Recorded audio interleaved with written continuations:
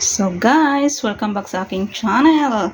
Ayan, magpapaksiw tayo guys kasi namiss ko yung paksiw. Gusto ko sana yung paksiw adobo pero sabi ni nanay, nagtawag ako, wag na daw lagyan ng soy sauce kasi parang hindi masarap. So ngayon guys, kahapon nagbilak ng isda, 16 pieces. So may naiwan na 8. Ayan, nilagay ko sa freezer at wala nga tayong green chili at ito lalagyan ko siya ng talong. Presko pa yung talong sa ref, oh. Ayan, dito guys ang talong, pag sila nakain, tinatanggal yung balat. So, wala akong bantay ngayon. Tapos, lagyan ko siya ng kamatis. Di ba nilalagyan yung kamatis? Okay na yan, basta paghalo-halo natin. Merong bawang, sibuyas, at saka luya. Siyempre, di baling walang green chili, basta mayroong suka. Ayan, dati po.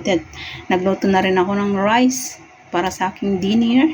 At siyempre, nandyan ang salt. Ayan guys, ipaghalo-halo lang natin dyan, no? Let's go, i-plaster natin, plaster. O, ganyan, diba? Lutong ano to guys, lutong probinsya. Basta ilagay lang lahat dyan. Pagsama-samahin. O, paksiw na yun. Diba?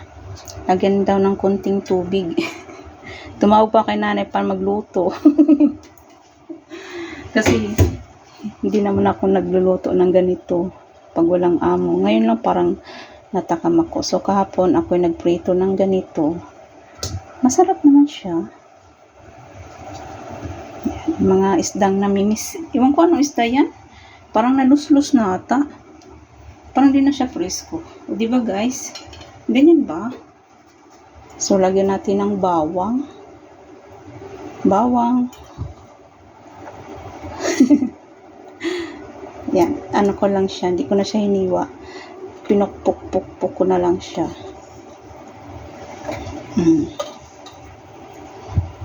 Ang pinggan nila dito guys, ganito. Lahat aluminum kasi ginagamit pang steam sa egg. Sa isda. Ganyan ba guys? Isum natin konti. Diba? Lagyan natin ng talong. Sigurado maraming suka-suka yan na ilagay natin. O diba? Ilang araw ko kayo ito kakainin.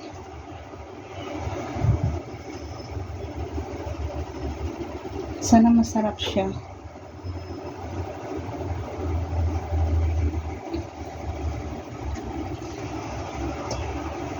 O, baka lagyan muna ng asino.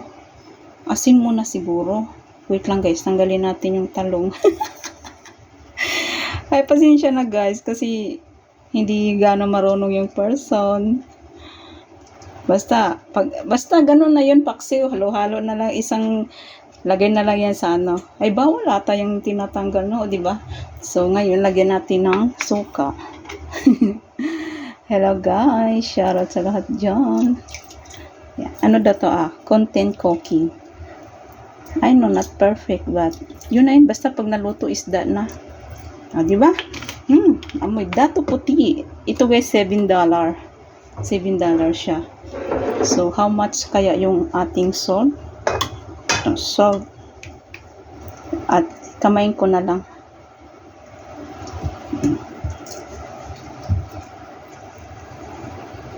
Diba? Parang ganun ata yun eh. Okay na, basta may... Uy, wala. Baka maalat na yan. Diba? Hindi na lagyan guys ng ano, diba? Ng oil. Huwag ko na lagyan ng oil. So ngayon, ibalik natin ulit yung... ibalik natin ulit yung talong. First time ko guys magpaksi-paksi. Siyempre sa probinsya, nagluto tayo. Sa tagal ng panahon. Ngayon lang ulit nakaluto. Diba? Kamay-kamay na yan kasi ako naman kakain eh. Malinis naman ang ating kamay. Wash your hand before you use. Wherever you want to use. But don't forget to wash. And tubig lang. Wag na yung wag na yung tuyo kasi parang pangit pag may tuyo. Ang tawag doon adobong paksiw na adobo. So, o diba? Parang steam yan ang style niya guys. Maya, tingnan natin kung anong itsura nito mamaya. O, diba? Ganyan na siya.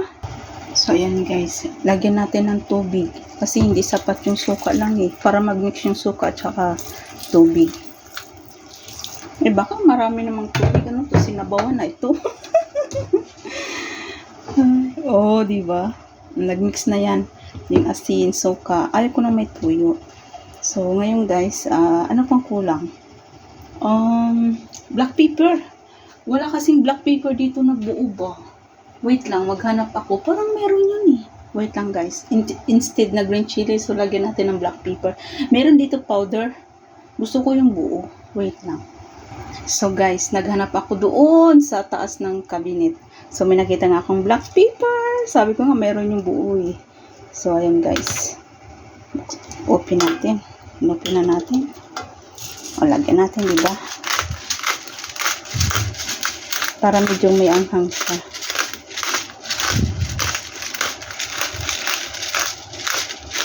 Madali lang na maluto yung ano eh, talong kasi parang ano ibang klaseng talong yun, parang baby pa siya. Damihan natin ng konti. Para maanghang-anghang siya. Kasi walang green chili sa ref eh. So, ayan na guys. Tingnan nyo. Wow naman si Julian. Okay na yan. So, takpan na natin. So, yun guys, i-open na natin. Ilagay lang natin sa number 5 muna. Pag nakulo na, lagay natin sa number 3. Ayan. Takpan natin. Okay. Sana masarap ka. I'm cooking with love. Ayan. Number 5 muna. O, diba? Thank you guys. Hayaan ko lang siya para umabot siya ng 13 minutes. Basta yun na yun. Pagsama-sama. Ang aking kanin. 1 minute na lang. 1 seconds. Ayan. Luto na. Kakain tayo. Time check is 5:30. Ayan. Kakain ng maaga si host kasi magwawalwal siya sa YT. Ayan, ang aking tupiin. Saka na yan, wala namang tao. At nakabili rin ako guys ng banana. Dalawa yung nakain ko na eh. Ngayon, kahapon kasi green na green pa. Ngayon hinog na siya oh. Ayan, ito is $11. 246 o 8 piraso, $11. Made in Philippines. Ayan. Ito yung masarap daw guys na banana. O diba? Times 3 ang tubo. So, kain tayo guys sa may gusto. Ang panahon. Luto na ang aking rice. Luto na. Keep warm na siya.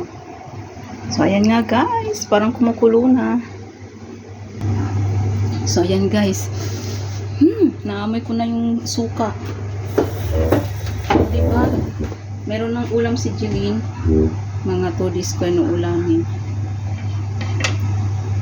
Ano tawag sa isda na? Galunggong ba yun? Galunggong?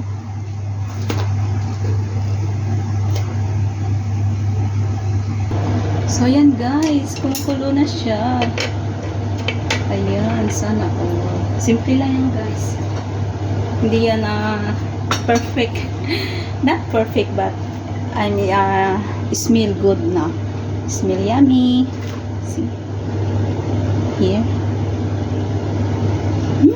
Amoy paksiw na nga guys. Ito yung gusto kong makain ulit, paksiw. So, i-open natin na. Excited ang person.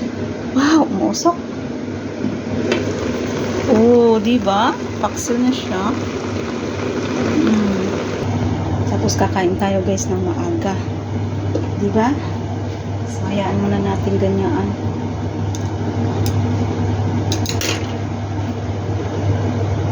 Yan guys. At kanina guys, nagluto ako ng ginataang biko na may asin. Yung parang puso na nakabalot sa dahon ng niyog. Yan, ito yung gusto ko kaysa biko. Mas gusto ko ito guys kaysa biko. Ang biko kasi matamis, nakasawa. Ito naman, niluto ko lang siya sa rice cooker. So, bumili ako ng maliit na gata na kasing laki ng sardines, Lego sardines. Tapos, pinaghalo ko yung ito guys, oh. Yan. Yung black na malagkit at saka puti na malagkit. Ayan, meron pang akong miswa. Galing pa ng Pinas. So, nilagyan ko siya ng konting asin. Super sarap niya guys. Ano siya, parang napakalambot. Ayan, no. Ito yung gusto ko. Tapos, syempre, nagkakape ang person. O, diba, nagkikraving ako. Sarap niya guys. So, balik tayo sa ating paksiw. Wow! Umuusok-usok na siya.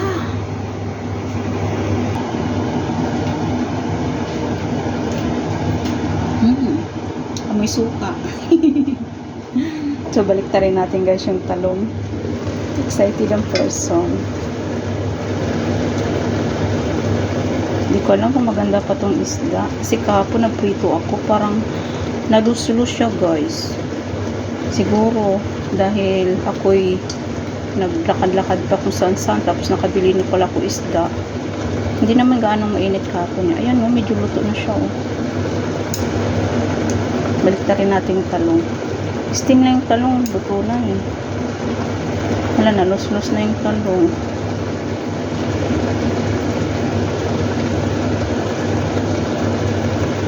Diba?